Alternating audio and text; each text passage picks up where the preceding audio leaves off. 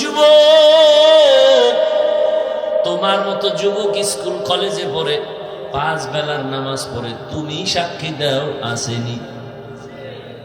তুমি কেন পারো না? বিবেক দিয়া বলো, তোমার বিবেক কোথায়? তোমার কপালে কার বরদোয়া লাগছে, কার অভিশাপ লাগছে, বলো তুমি কেন পারবা না?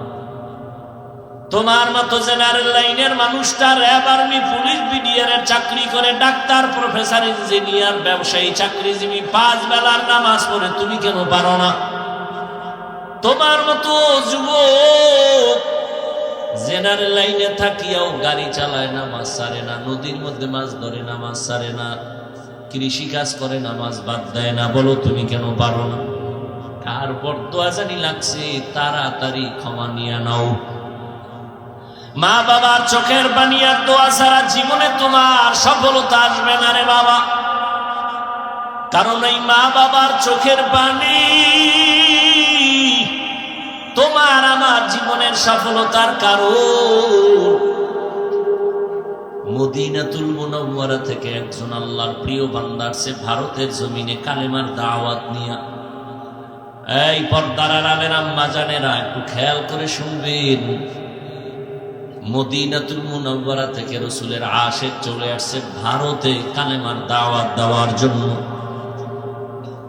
ভারতে ঘুরিয়া ঘুরিয়া দাওয়াত দেন, দিতে দিতে এই পরিমাণ বিধর্মী কালেমাওয়ালা হয়ে গেছেন। কেউ বলেন 90, আরো বেশি, লক্ষ বিধর্মী তার হাতে কালেমাওয়ালা হয়ে গেছে।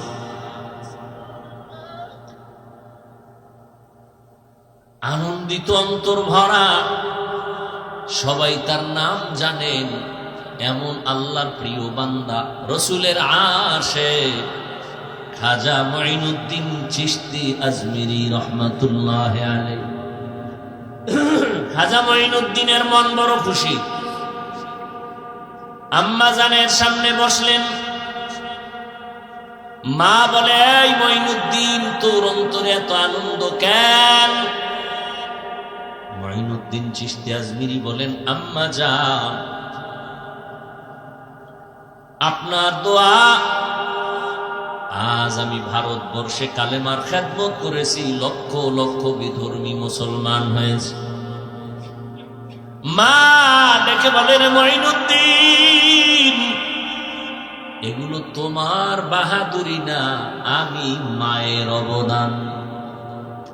কার অবদান? এর যুবক,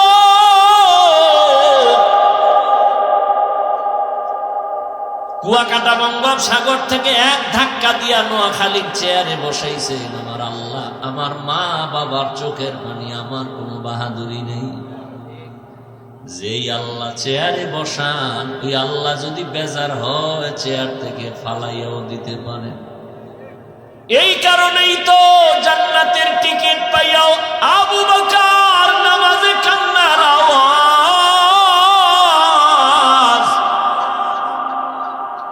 রহমতের নবী সাহাবায়ে কেরামদের সাথে বললেন, ও সাহাবারা, মরণ এত দূরে না, মরণ আরো কাছে। মুঈনুদ্দিনের মা বলে, এই খাজা মুঈনুদ্দিন, এই অবদান আমি মায়ের। মুঈনুদ্দিন চিশতি বলেন, মা বলো তোমার কি অবদান? ও পর্দার আড়ালের আম্মা জানেরা, নিজের সম্মান যদি নিজে ধরে রাখতে না পারেন, কেউ দুনিয়ায় দিতে পারবে না। আপনাদের তো আল্লাহ সম্মানিত করেছেন, আপনারা নবীদের মা, সাহাবায়ে কেরামদের মা, আপনারা তো আয়েশা রাদিয়াল্লাহু আনহার মতোই নারী। এ দুনিয়ায় যত ভালো ভালো সন্তান আসছে, মা আপনাদের অবদানের কারণে। মুঈনুদ্দিনের মা চোখের পানি ছেড়ে কাঁদেন আর বলেন, ও মুঈনুদ্দিন, আমার গর্ভে যখন তুই আসছো, আল্লাহর কসম আমি ওদিন থেকে এক রাতও ঘুমাই নাই। আমি রাতের গভীরে সিজদায় পড়ে কান্না করতাম আর দোয়া করতাম, হে মালিক,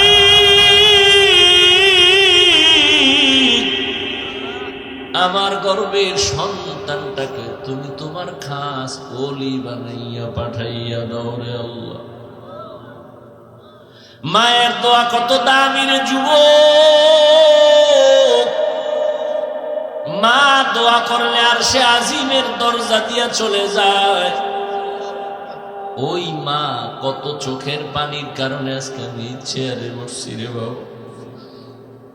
আমার পিছনে মায়ের কত কান্না, কত ত্যাগ আর কত কষ্ট। এরে সন্তানেরা যদি বুঝদি, চামড়া খুলিয়া জুতা বানায় দিতি, মায়ের সাথে বেয়াদবি করতি না রে বাবা। মা আমি যেদিন দুনিয়াতে আসছি রে যুবক, তুমি যেদিন দুনিয়াতে আসছো প্রসাব বেদনায় মা পাগল। মা যেই মায়ের কণ্ঠ ঘরের বাইরে যায় না, কিন্তু আমি দুনিয়াতে আসার সময় মায়ের এত ব্যথা বেদনার চিৎকারের আওয়াজ বাইরের পাশের বাড়ির মা বোনরা ঘুমাইতে পারে নাই। আমার দাদি নানি মায়ের ঠান্ডা করে বুঝায়, মা কাঁদে আর বলে মনে হয় মরিয়াই যাব, 7 আসমান আমার মাথায় চেপে আছে।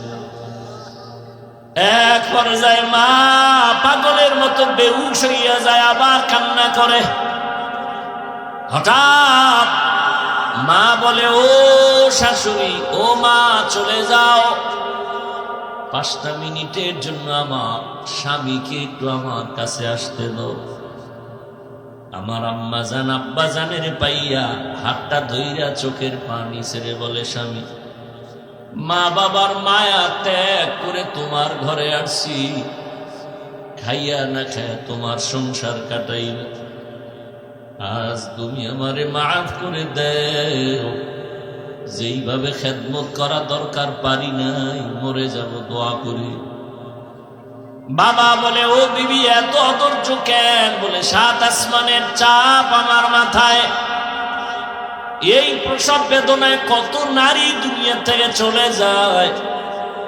ও স্বামী, আমিও বাঁচবো না, দোয়া করিও। বাবা একটা দূর দিয়া ওযু বানাইয়া যায় না, মাঝে গিয়া কান্না করে, ও আল্লাহ, আমার বিবির হেফাজতের জিম্মাদারি হয়ে যাও। এরে সন্তানেরা, খাজা মঈনুদ্দিনের মা কান্না করে আর বলে, রে মঈনুদ্দিন, রাতের গভীরে যায় নামাজে চোখের পানি, এক রাতও আমি কান্না ছাড়া কাটাইতাম না। ওই টাইম তো বড় আরামে আল্লাহর সাথে কথা বলার নির্জন টাইম। অতিও গভীর হয় রজনী যখন, নীরবে প্রভুর নাম জপিও তখন। প্রভুর করুণা যদি পাইবারে চাও, গভীর রাতে উঠে প্রভুর গুণগান গাও। মঈনুদ্দিনের মা দেখে বলে, রে মঈনুদ্দিন, শুধু আমি তোমাকে গর্বে নিয়ে দোয়া করেছি, কান্না করেছি, এতটুকুই না, আল্লাহর জাতের কসম, তুমি যেদিন দুনিয়াতে আসো আমি মা তোমাকে যতদিন আমার দুধ পান করাইছি, আল্লাহর কসম একটা ফোঁটা দুধ বিনা ওযুতে তোমার মুখে দেই নাই। এক ফোঁটা দুধ বিনা ওযুতে তোমার মুখে দেই নাই। এরে আম্মা জান, এমন মায়ের সন্তান কেন জগৎ বিখ্যাত আল্লাহর প্রিয় বান্দা হবে না?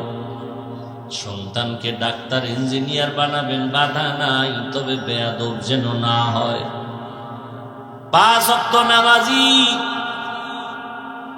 ব্যবহার দিয়া যেন মানুষের দোয়া নিতে পারে, আলেমদের নেক দোয়া নিতে পারে, এমন একটা সন্তান রেখে যাবেন। ও আমার কলিজার যুবক বাবারা, কয়দিন দুনিয়ায় বাহাদুরি করবা? তোমার আমার চোখের সামনে কত যুবক চলে গেল। করোনার ভেতরে যুবকের লাশ, গাড়ির নিচে, পানির নিচে, ঘুমের বিছানায় যুবকের লাশ। আল্লাহর কাছে তওবা করো, জীবনে তো কম নামাজ ছাড়লা না, দাড়ি কাটলা না, বেপরদায় কম চললা না, আর কত হায়াত আর বাকি কত। এখনো তওবা করে নাও, জীবনে আর নামাজ ছাড়বা না, দাড়ি কাটবা না, বেপরদায় চলবা না। মা বাবার দোয়া নিয়ে, শিক্ষকের দোয়া নিয়ে, উলামায়ে কেরামের পরামর্শ নিয়ে নবীর তরিকা মেনে চলবা। আল্লাহ সবার যদি মন্তর দিয়ে তওবা করতে পারো, আল্লাহ রহমতের নজর দিয়া সবার গুনাহগুলো মাফ করে দিবেন।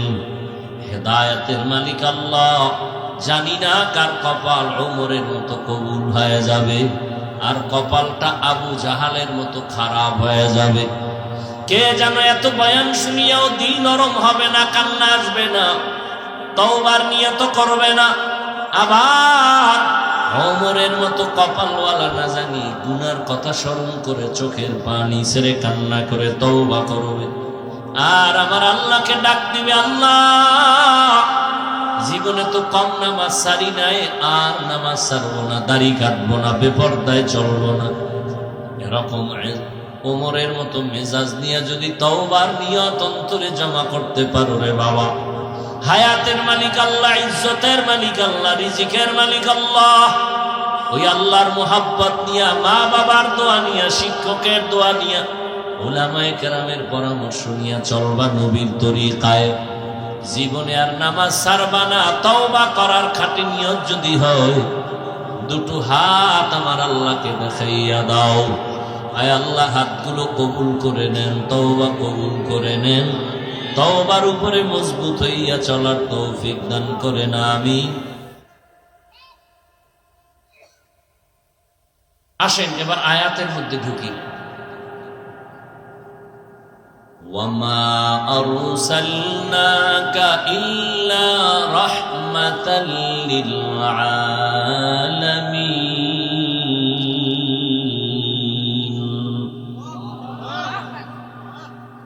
তরজমা করেছি, আল্লাহ তাআলা যদি ডাইরেক্ট বলেন আমি রসুল আপনাকে রহমত করে পাঠাইলাম,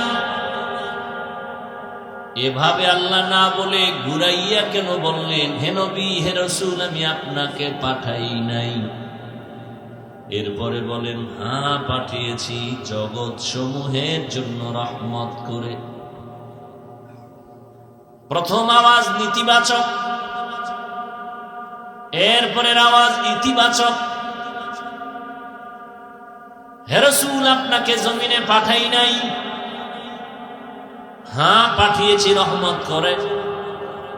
সারা দুনিয়ার মানুষকে আল্লাহ বুঝাইলেন রহমতের নবী ভিন্ন কিছু না, পুরাটাই রহমতের দ্বারা ভরপুর। অনেকে এখানে তর্জমা করে উভয় জগতের জন্য নবী রহমত। আমি তর্জমা করছি না, জগৎ সমূহের জন্য রহমত। উভয় জগৎ মানে দুনিয়ার জগৎ, পরকাল জগৎ। আসলে তো জগৎ এই দুইটাই না, অনেক জগৎ। রুহের একটা জগৎ আলাদা, মায়ের গর্ভের একটা জগৎ আলাদা, দুনিয়ার একটা জগৎ আলাদা, আলমে বরজখ কবর জগৎ আলাদা, হাসরের ময়দানের এক জগৎ আলাদা, জান্নাত ও জাহান্নামের ভেতরের জগৎ আলাদা। আল্লাহ বলেন হে রাসূল জগৎ সমূহের জন্য আমি আল্লাহ হলাম রব, আপনাকে বানাইলাম রহমত। আমি হলাম রব্বুল আলামিন, আপনাকে বানিয়েছি রহমাতুল লিল আলামিন। এই কারণেই তো সমস্ত নবীদের মেরাজ জমিনে, আমার নবীর মেরাজ আরশে আজিমে। মেরাজের ওয়াজ করছে না কোনো হুজুর? এই জন্য দিকে ঢুকলাম না, বাকিটা বুঝাইতে গিয়ে একটু ঢুকি হালকা। মেরাজ কে হামারা নবী সবএ সামাওয়াত, मेराज के हमारा नबी सबअ समावात, नहीं भूला वहाँ नबी हम गुनहगार उम्मत, नहीं भूला वहाँ नबी हम गुनहगार उम्मत। ओ भाई ঘুমে ধরছে কেউ? তোমরা তো রাত্রে ঘুমাবা না, আমি যত তাবিজ দিই মোবাইলে গুম লয়ে গেছে, আমি হুজুরের ডাউল হয়ে গেছে, তোমার ডাউল হয়ে গেছে। কেমন ষড়যন্ত্র! তুমি নাচ গান দেখবা, হুজুরে তো দেখবে না। না, বেঈমানের বাচ্চাগুলো পাগল হয়ে গেছে, হুজুরও কেমনে এর মধ্যে ঢুকান যায়।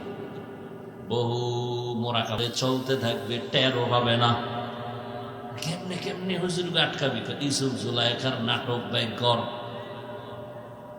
নমরুদ আর ইব্রাহিমের নাটক, ফেরাউন মুসার নাটক বাইর কর। বাইর করে এবার হুজুরকে দিয়ে কোনো বাদ্যযন্ত্র নাই, হুজুর বইয়া বইয়া নাটক দেখে। এই কি দেখেন? আজান হইছে? না না না, খারাপ কিছু না। কি কই? যে ইউসুফ জুলাইখার নাটক পর্ব 6। তার কাছে এটা গুনাহ না, কিন্তু দিক দিয়ে তার আজান হইছে খবর নাই, একামত চলতেছে খবর নাই। একটু 5 মিনিট আছে, বাকি শেষ করে যায়। নাহলে এটার মেয়েরা চলবে আবার নামাজে গিয়ে। হ্যাঁ গিয়া 6 নাম্বার ইউসুফ জুলাইখার পর্ব চলবে নামাজের ভিতরে মেয়েরাজ।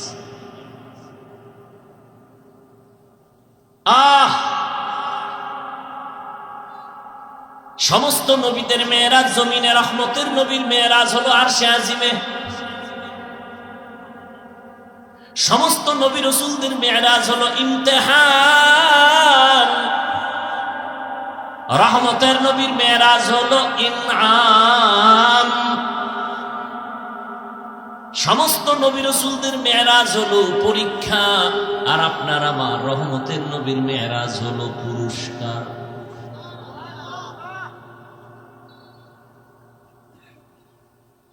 সমস্ত নবীদের মেয়েরাজ পরীক্ষা, আমার নবীর মেয়েরাজ হলো পুরস্কার। সমস্ত নবীদের মেয়েরাজ কেন জমিনে, আমার নবীর মেয়েরাজ কেন আরশে আজিমে? সব নবী রাসূলদের নবুয়তের সীমানা জমিনে, রহমতের নবীর নবুয়তের সীমানা শুধু জমিন না, আরশে আজিম। ওয়ার্ডের মিম্বর সাহেবের সীমানা একটা ওয়ার্ড নিয়া মিম্বর খালি চক্কর লাগায়, ওয়ার্ডের কি হালাত। অন্য ওয়ার্ডে গেলে আর এক মিম্বর কয়, তুমি আমার দিয়ে চোখ দাও কেন, তোমার খবর লও। চেয়ারম্যান সাহেব আর এক বাইরে ঘুরে, কেউ তোমার এত পেরেশানি কেন? কয় তুমি এক ওয়ার্ড নিয়ে আসো, আমি পুরা ইউনিয়নের জিম্মেদারি নিয়ে আসি, আমি সব ঘুরে ঘুরে মানুষের খোঁজ নেই। আবার মন্ত্রী সাহেবের পুরা এরিয়া হলো দেশ নিয়া, উনি দেশের নিয়া ভাবে, খবর নেয়। সরকার প্রধানের এই চিন্তা, মেম্বারের চিন্তা আমার ওয়ার্ডের কি হালাত, চেয়ারম্যানের চিন্তা আমার ইউনিয়নের কি হালাত, এমপির চিন্তা আমার থানার আসনের কি হালাত, সরকারের চিন্তা হলো গোটা দেশের কি হালাত। মুসা নবীর নবুয়তের এরিয়া এতটুকু, সে এতটুকু নিয়ে ভাবেন। ঈসা নবীর নবুয়তের এরিয়া যতটুকু, ওই অতটুকু এরিয়া নিয়ে ভাবেন। আল্লাহর নবীর নবুয়তের এরিয়া দিছেন সব জমিন। এরপরে লৌহ কলম আরশে আজিম। আল্লাহ কয়, নবী এবার আসেন, আপনার নবুয়তের শেষ সীমানাটাও দেখে নেন। সমস্ত নবীদের মেয়েরাজ হলো পরীক্ষামূলক। ইউনুস নবীর আমার আল্লাহ মাছের পেটে ঢুকাইয়া পরীক্ষা নিলেন। মেয়েরাজ, মেয়েরাজ মানে উরুজ থেকে মেয়েরাজ, উরুজ মানে সম্মানের লাইনে উপরে যাওয়া। এটা আবার 2 প্রকার, জাহিরি বাতিনি। মেয়েরাজ 2 প্রকার, জাহিরি বাতিনি। সমস্ত নবীদের মেয়েরাজ আল্লাহ আমার আপনার নবীরে জাহিরি এবং বাতিনি দুটোটা মেয়েরাজ দান করলেন। জাহিরি ভাবে সম্মানের লাইনে উপরে যাওয়া, বাতিনি ভাবে সম্মান উপরে উঠা। বাতিনি ভাবে কেমন বলে, একই দস্তারখানের মধ্যে সব নবী সাহাবারা বসা, তবে নবীর মর্যাদা বেশি। ময়দানে সব একাকার হয়ে বসছে, একই সাথে বসা, তবে কোরআনওয়ালা আলেমের মূল্য বেশি। মসজিদের মধ্যে সব মুসল্লিরা বসা, তবে ইমামের মর্যাদা বেশি। এই উরুজ হলো জাহিরি, বাতিনি আর জাহিরি হলো আল্লাহ তাআলা সম্মানের লাইনে নিয়ে যাইতেছেন রহমতের নবীরে আসমান ভেদ করে আরশে আজিমে। এই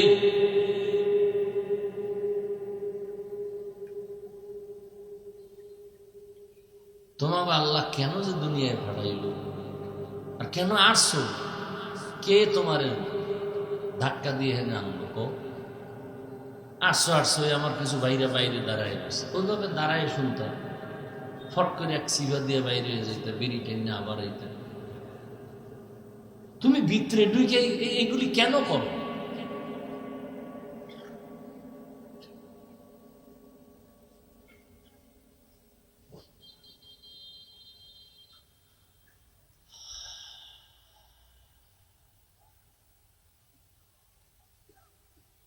ইব্রাহিম আলাইহিস সালামকে আল্লাহ আগুনের মধ্যে ফালাইয়া পরীক্ষা নিলেন মেরাজ।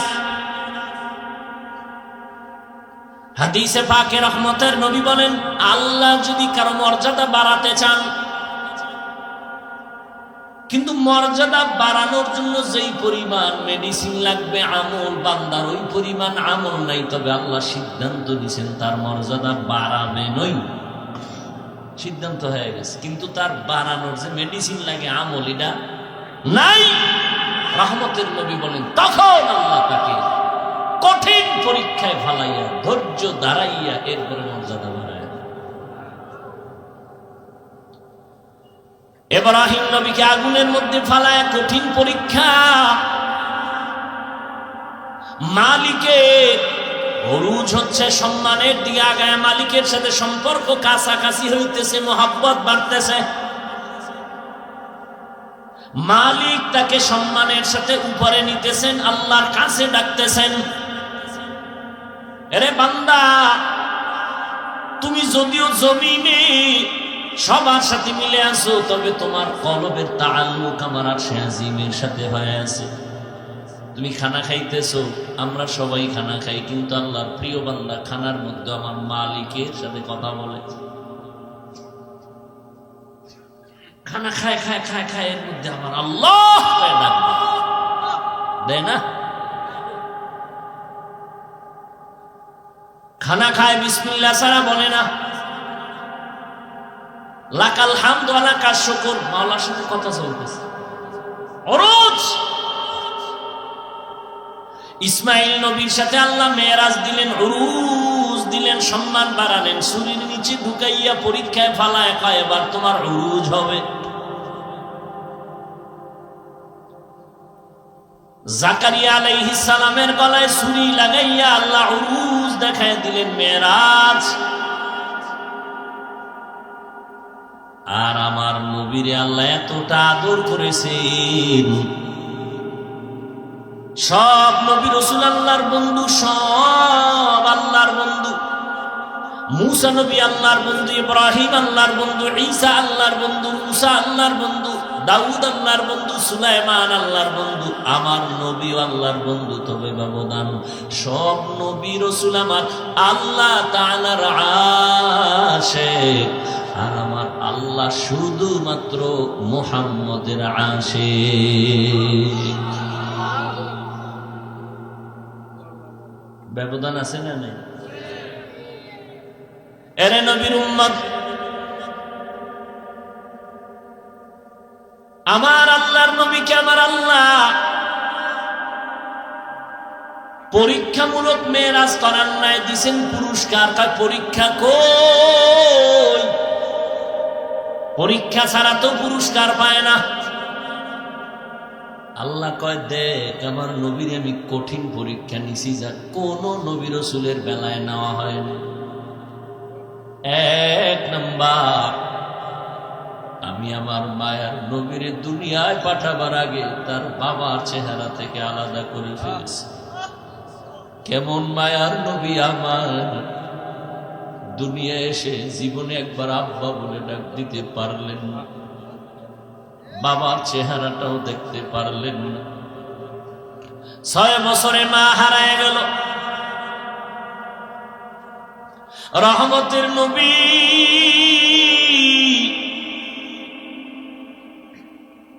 6 বছরে অবস্থা মা আমেনার মরণ এসে গেল। বিদায় বেলা মা কান্না করে, আর দাদা আব্দুল মুত্তালিবের কয়, নাতি তোমার হাতে দিয়ে গেলাম, খেয়াল রেখো তোমার নাতির দিক। কেমন মায়ার নবীর পরীক্ষা! নবীজি কাঁদেন, আমি কাকে মা বলে ডাকবো? সন্তান বিপদে পড়লে দ্রুত টেলিফোন করে, বাবা আমি বিপদে পড়ছি, তাড়াতাড়ি আসো, উদ্ধার করো। মাকে বলে, মা একটু কলিজা দিয়া দোয়া করবা যেন আমার মুসিবত দূর হয়ে যায়। নবীর বাবাও নাই, নবীর মাও নেই। 8 বছর যখন নবীর বয়স, তখন দাদা আব্দুল মুত্তালিব বিদায় নিয়ে চলে গেলেন। দুনিয়া দারুল আসবাব। রহমতের নবীর উপরে 2টা ছায়া ছিল দুনিয়ার লাইনে। এক ছায়া চাচা আবু তালেব, আর এক ছায়া হলো তার সহধর্মিনী আম্মা জান খাদিজাতুল কুবরা রাদিয়াল্লাহু আনহা। কেমন কঠিন! একই বছরের অল্প টাইমের ব্যবধানে চাচাও চলে গেলেন, নবীর কলিজার স্ত্রী আম্মা জান খাদিজা রাদিয়াল্লাহু আনহাও চলে গেলেন। ওদিকে এমন একটা জায়গায় নবীরে পাঠাইলেন, এমন একটা সমাজে, যেই সমাজের মানুষগুলো পৃথিবীর নিকৃষ্ট লম্পট চরিত্রহীন। আরে মসজিদের পাশের মানুষগুলো অন্য মানুষের তুলনায় একটু লাইনে থাকে। মসজিদ তো, খবরদার জোরে সাউন্ড দিয়ে গান বাজাইস না, এটা নিয়ম আছে না? মসজিদের দূরের মানুষের তুলনায় পার্শ্বের মানুষ একটু ভালো থাকে। জমিনের মধ্যে আল্লাহ শ্রেষ্ঠ মসজিদ বানাইলেন বাইতুল্লাহ। ইন্না আউওয়ালা বাইতিন উযিআ লিন-নাসি লাল্লাযী বিবাক্কাতা মুবারাকান ওয়া হুদা, মুবারাকান ওয়া হুদাল লিল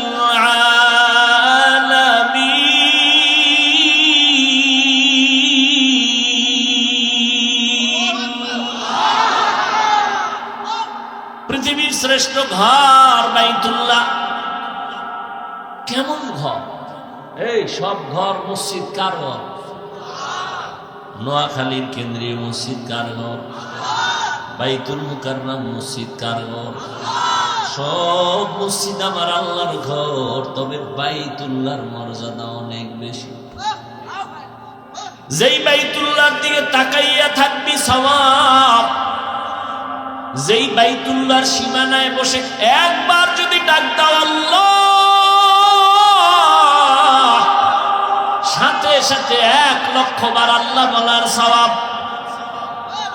বাইতুল্লাহর সীমানায় বসে যদি একবার বলো সুবহান, 1,00,000 বার সুবহান বলার সওয়াব। বাইতুল্লাহর এরিয়ায় যদি একটা সিজদা দাও, 1,00,000 সিজদার সওয়াব আল্লাহ দান করবেন। এমন একটা দামি ঘরের পাশের মানুষগুলো এত বড় চরিত্রহীন হলো কেন? দুনিয়ার অন্য কোথাও এত খারাপ মানুষ নাই। বাইতুল্লাহর এরিয়ার মানুষ, পাশের মানুষগুলো এই পরিমাণ লম্পট চরিত্রহীন কেন? এর একমাত্র কারণ, অনেকগুলো কারণের বড় একটা কারণ, এদের কোনো মুরব্বী ছিল না। ঈসা নবী চলে গেছেন, 500 বছরের প্লাস, এর মধ্যে কোনো নবী নেই। মানুষগুলো মুরব্বী না থাকলে বেপরোয়া চলে। গরুর গলায় রশি আর মালিক না থাকলে গরুর আর কোনো টেনশন নেই, স্বাধীন। জমিনের মধ্যে স্বাধীন স্বাধীন যারা চলে, এদের জিন্দেগি ভালো না। আকাশে স্বাধীনভাবে পাখি উড়ে কোনো দাম নাই, খাঁচার মধ্যে যেটা আটকায় গেছে তার মূল্য বেড়ে গেছে। সমুদ্রের ভেতরে হাজার কোটি ধরনের মাছ স্বাধীনভাবে দৌড়ায়, যেখান থেকে সেখানে দৌড়ায়, দাম নাই, জালের মধ্যে আটকায় গেছে, বাজারে উঠছে, দাম বেড়ে গেছে। রাস্তায় কুকুর ঘুরে, কোন কুকুরের দাম নাই, মালিকের শিকল যেই কুকুরের গলায় লাগানো, কুকুরের দাম বেড়ে গেছে। জঙ্গলের হাজারো প্রাণীর কোনো মূল্য নাই, স্বাধীন, কিন্তু যেই প্রাণীটা মালিকের খাঁচায় আটকায় গেছে, চিড়িয়াখানার মধ্যে গেলে, তার ওখানে গেলে টাকা লাগে, দাম বেড়ে গেছে। ঠিক ও বৃহত্তর নোয়াখালীর মুসলমানেরা, স্বাধীনভাবে তুমি চলবা, কোনো মূল্য নাই, কালেমার রশি গলায় লাগায় রসুলের তরিকায় আলেম রে মাইনা চলবা, তোমার দাম এতটাই বাড়বে, নূরের সৃষ্টি ফেরেশতার থেকেও বেশি। ভাইরা আমার, বাইতুল্লাহর মানুষ খারাপ কেন? কি নাই? কোন মুরব্বী নাই, কোন আল্লাহর নবীও আসেন নাই। যখনই মুরব্বী হইয়া রহমতের নবী আসলেন, রহমতের নবী যখন আইসা উম্মতের সুন্দর আদর্শের দাওয়াত দিলেন, মানুষগুলো সেই চরিত্রহীন মানুষ এতটা দামি হয়ে গেল, আল্লাহ বলেন জিবরাইল লিস্টি নিয়ে রহমতের নবীরে দেও, এই লিস্টিতে যাদের নাম আছে সবাই বিনা হিসাবে জান্নাতি।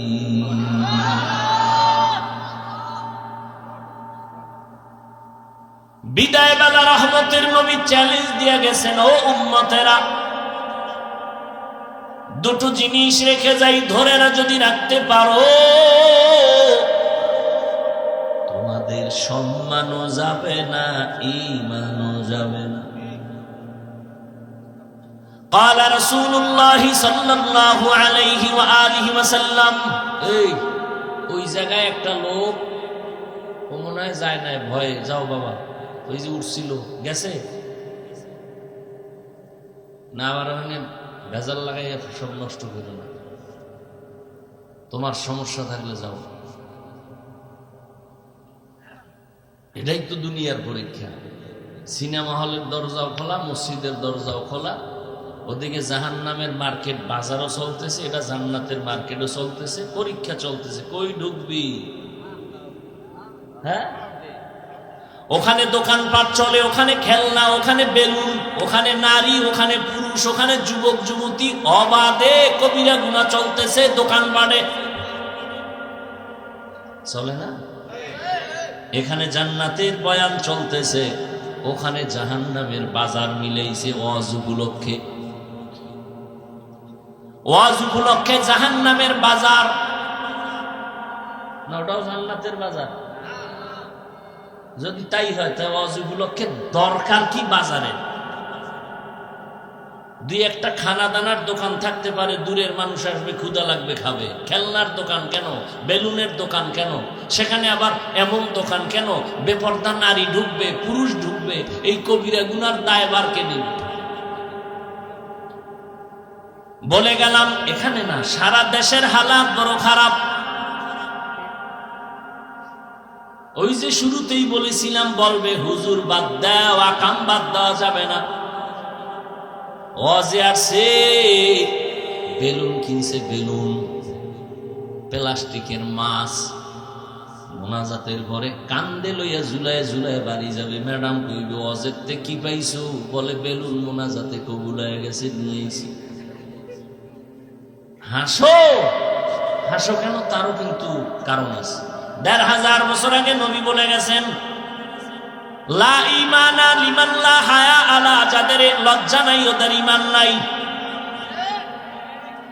পাগলের কোনো লজ্জা আছে নি? এজন্য হাসে, আবার কান্দে, আবার দৌড় দেয়। অথচ আমি এখানে এতক্ষণ পর্যন্ত যতটা কথা বলছি, একটাও হাসির কথা বলিনি। আল্লাহ হেদায়াত দান করুন, আল্লাহ আমারে করুন। আপনাকে হেদায়াত লাগলে আপনারা চাইয়ে লই, নিজের জন্যই বেতাল অবস্থায় আছে। ভাইরা আমার,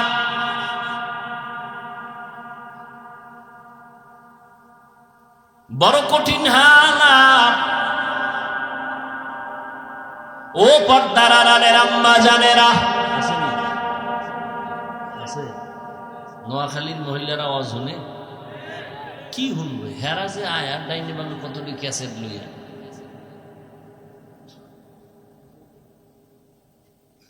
প্যান্ডেলে বয় শুধু গল্প। বছরের একদিন পাইছি সমাবেশ, আর কবে হবে বুঝান? একটু কাছে আইও, খবর নেই। ভালো কথা কইব না কইব তোর স্বামী বিদেশ নি, কয় কি হালা। ভালোই, এরকম আজীবন থাকলি বাবা। গল্প করতে করতে বয়ান কি হলো খবর নাই।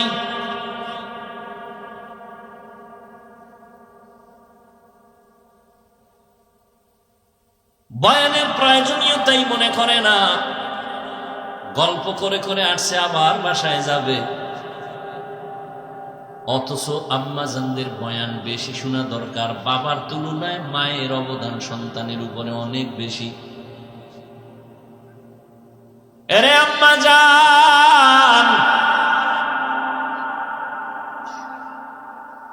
এ জমিনের মধ্যে আপনারাই হলেন বড় দামি।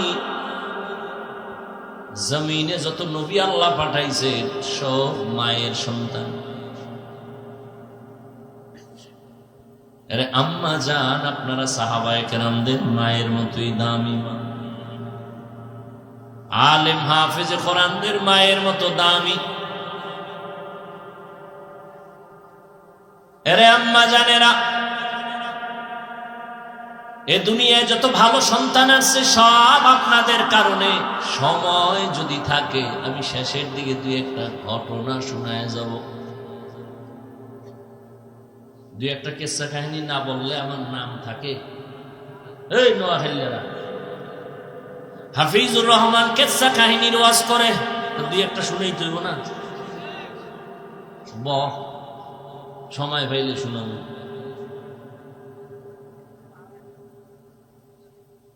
তবে শুনিয়া রাখিস রে নোয়াখালীর যুবক,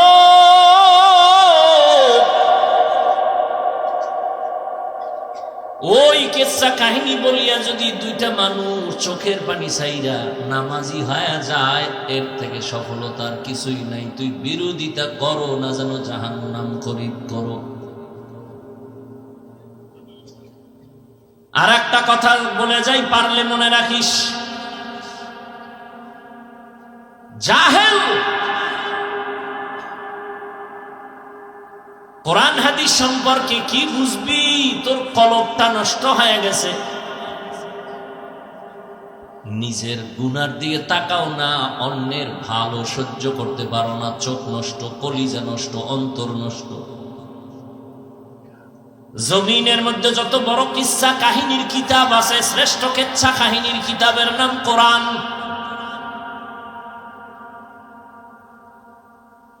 জমিনে সর্বশ্রেষ্ঠ কিচ্ছা কাহিনীর দ্বিতীয় কিতাব হাদিস। এবার ওই জাহেলদেরকে বুঝাবার জন্য একটু আমাকে ওলামায়ে কেরাম একটু আমাকে সায় দেন, একটু সাহস দেন। ওই জাহেলরা দেখুক কোরআন হাদিসের মধ্যে কিচ্ছা আছে না নাই। ওলামায়ে কেরাম বলবেন, এই তোরা কোরআন বুঝো না, তোরা বকবক করো না। আলেমরা বলবে আসেনি। বলেন, কোরআন শরীফের মধ্যে হাতির কেচ্ছা আসেনি, সাপের কেচ্ছা আসেনি, ব্যাঙের কেচ্ছা আসেনি, বাঘের কেচ্ছা আসেনি, পিঁপড়ার কেচ্ছা আসেনি, মশা মাছির কেচ্ছা আসেনি। তো এই জাহেলগুলো কি বলে? কিচ্ছা কাহিনী নেই। বরং আমি যদি বলি সময় নাই, 2000 আয়াত আছে শুধু কেচ্ছা কাহিনী, কেচ্ছা কাহিনী, কেচ্ছা কাহিনী। কয় হাজার আয়াত? 2000। সময় নেই, দিছে তাফসিরুল কোরআন মাহফিল। 1-1.5 ঘন্টা কি হবে? টানা এক বক্তাকে 2-3 দিন দিলে এবার একটা বিষয়ের উপরে আলোচনা করলে এবার কিছু বোঝা যায়। 13টা আয়াত কইরা তরজমা বলা, এর নাম তাফসির না। এটা তাফসির নামের ভণ্ডামি। আমি না নোয়াখালী আইলে বলি, সাইজ করি নোয়াখালী এই কথা কইয়া যে বাংলাদেশের আলেমগো তাফসির শিখাইয়া গেছে। তাফসীর কি, কেন, কিভাবে শিখায় গেছে নোয়াখালীর রত্ন হাবিবুল্লাহ মিসবাহ রহমাতুল্লাহ। কি